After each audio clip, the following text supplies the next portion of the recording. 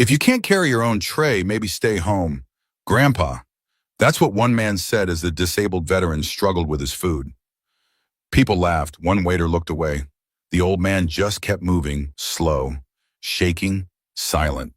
But in the back corner, a man in uniform stood up.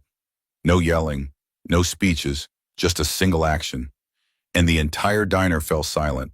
If you believe quiet respect speaks louder than loud cruelty, comment, stand with him, below. Raymond Ray Dawson, 78, arrived at Molly's Diner precisely at 9:15 a.m., just as he had every Sunday for the past 12 years. The retired Marine sergeant moved slowly, each step a testament to the spinal injury he'd sustained when his helicopter crashed in Vietnam 5 decades earlier. The doctors had said he'd never walk again.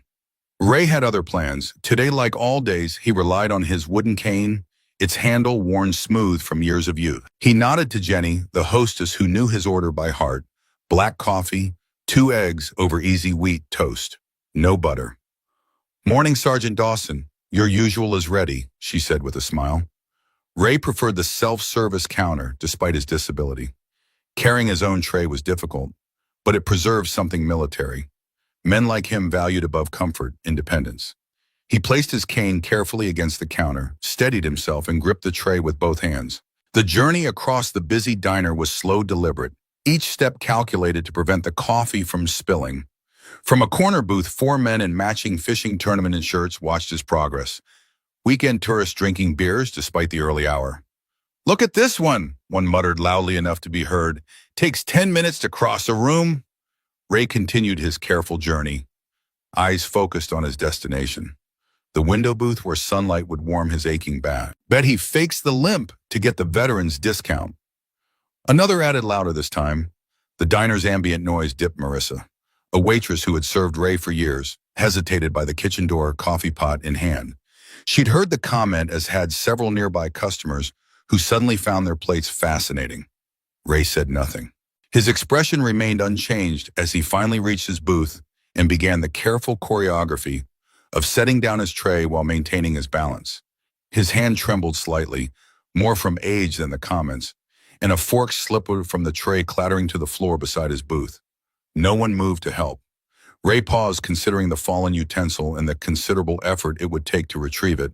As he began the painful process of lowering himself, bracing against the table edge, the man directly behind him laughed again. "I'd help, but I don't do cosplay. Marines." The cruelty landed like a physical blow, yet Ray's face betrayed nothing.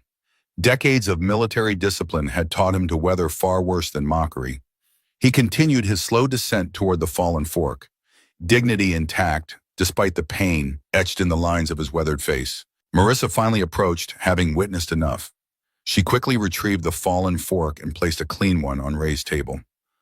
"I'm sorry about that, Mr. Dawson," she whispered, casting a disapproving glance toward the corner booth. Ray nodded once.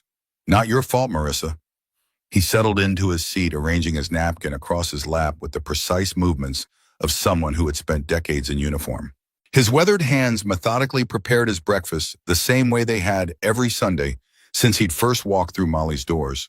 The laughter from the corner booth continued, quieter now but still pointed, designed to reach Ray's ears without being overtly disruptive enough for staff intervention.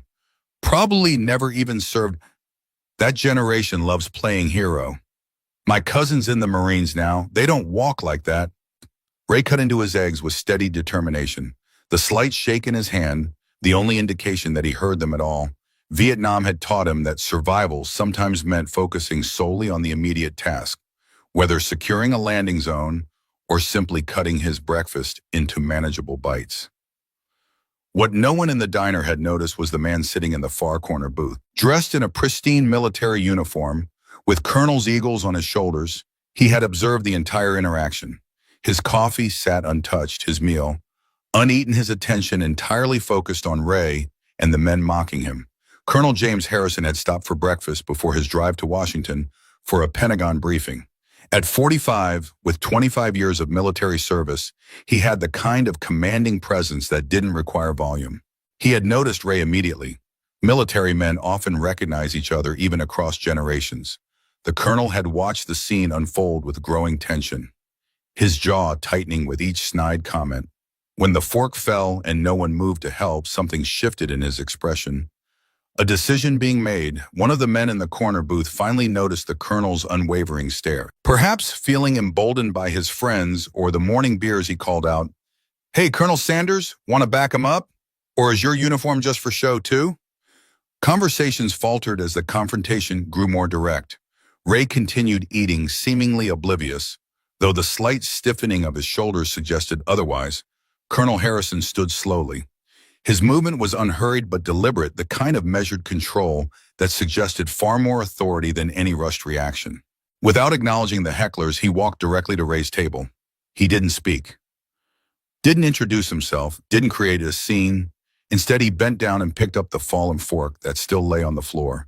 He placed it gently on the edge of Ray's table, then took a step back and stood, not beside the booth but directly behind Ray's seat. His posture shifted automatically to the formal position of attention. Hands at his sides, feet at a precise angle, eyes forward. The ramrod straight stance of a soldier rendering honor. The diner fell completely silent. It was a simple act, a military man standing at attention behind a seated veteran, but the message required no explanation to anyone watching. This man deserves respect, and I stand with him. Ray glanced up briefly, meeting the colonel's eyes in the reflection of the window beside his booth.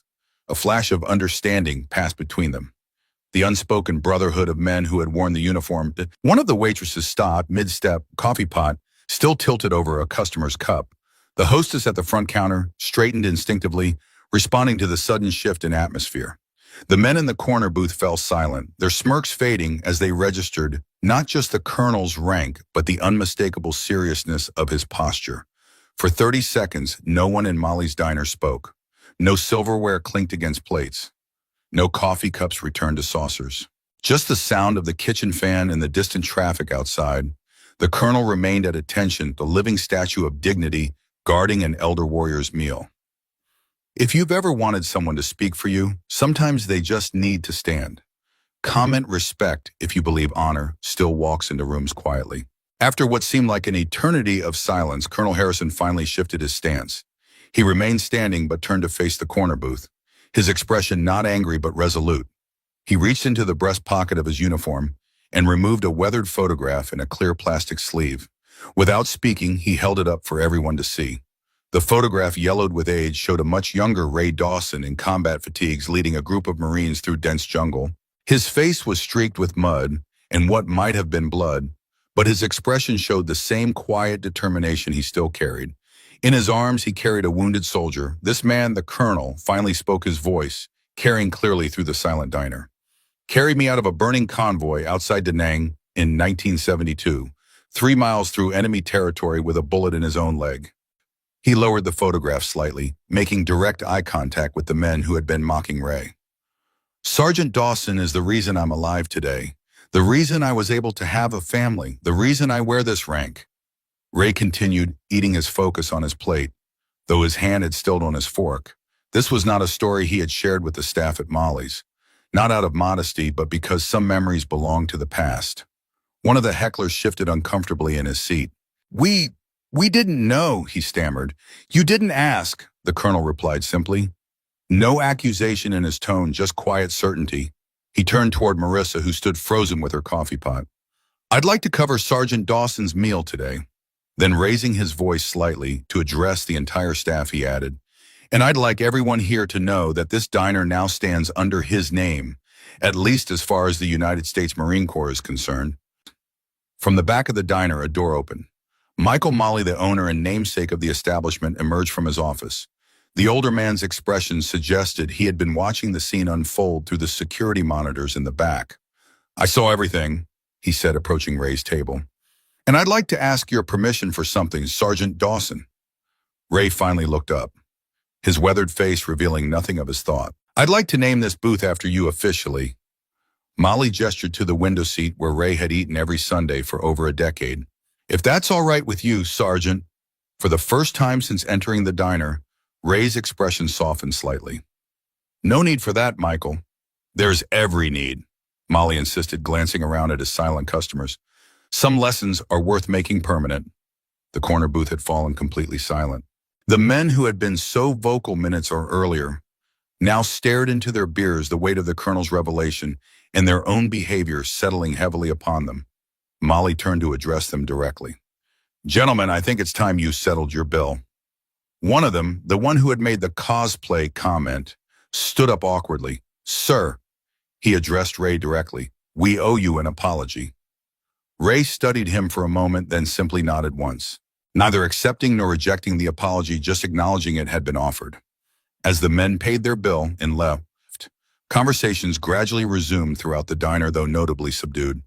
Several customers nodded respectfully toward Ray's booth as they passed. An elderly woman stopped to touch his shoulder gently before leaving. Colonel Harrison remained standing beside the table until Ray had finished his meal. Only when the older Marine set down his fork did the colonel speak again, this time softly just for Ray. "Staff Sergeant Thomas was in my unit last deployment. He still talks about you. Says the training manual should just be a picture of Sergeant Dawson with the caption, 'Do it like this.'" A ghost of a smile crossed Ray's face. "Thomas, good Marine, terrible poker player." "Still is," the colonel replied with a small smile of his own. As Ray prepared to leave, reaching for his cane, the colonel stepped back, not offering help, but offering space for the older man to rise with dignity. When Ray stood, several diners unconsciously straightened in their seats. Marissa approached with his usual check, but Molly waved her off. "On the house today, Sergeant," he said, "and every Sunday from now on." Ray shook his head. "I pay my way. Michael always have." "Then consider it a standing order, Marine to civilian," the colonel interjected gently.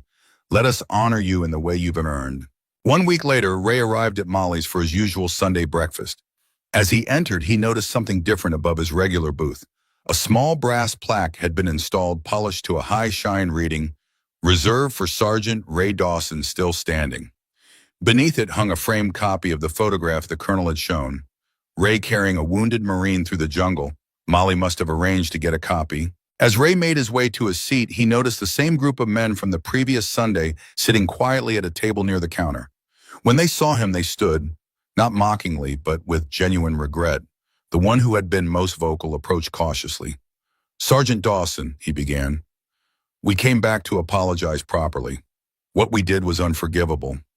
Ray studied them for a moment. In their fishing tournament shirts and baseball caps, they looked younger, somehow less intimidating than they had tried to appear the previous week. "You already apologized," Ray replied simply. "Not properly," the man insisted. "My father served in Desert Storm. He'd be ashamed of what I did." Ray nodded once, then said something that surprised everyone listening. "Next time, sit with me before you laugh behind me. You might learn something worth knowing."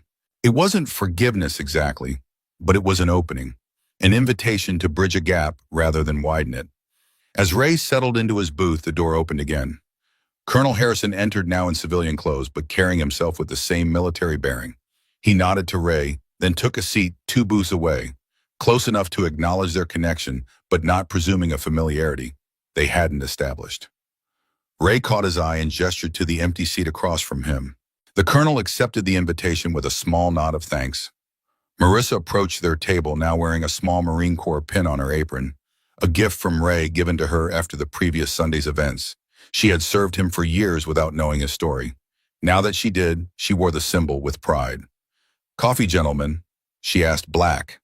They answered simultaneously, then exchanged the brief smile of men who recognized the habit in each other. In the weeks that followed, a new Sunday tradition emerged at Molly's diner. Ray's booth was always reserved for him, but rarely did he sit alone. Sometimes Colonel Harrison joined him. Other veterans from town began to stop by.